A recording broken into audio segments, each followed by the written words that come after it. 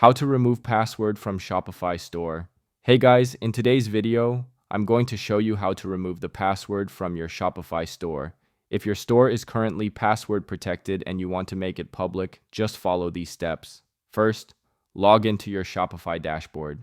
Once you're in, look at the left-hand menu and click on Online Store under the Sales Channel section. Now, if your store is password protected, you'll see a message saying so.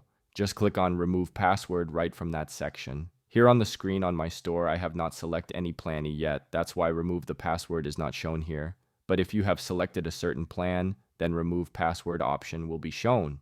After clicking, you'll get a confirmation that your online store is now open to everyone. Keep in mind, this feature only works if you're on a paid Shopify plan. That's how easily you can remove a password from your Shopify store. It is a simple and easy steps tutorial. And that's it. If this video helped, don't forget to like, comment, and subscribe for more helpful Shopify tutorials. That's all for the video.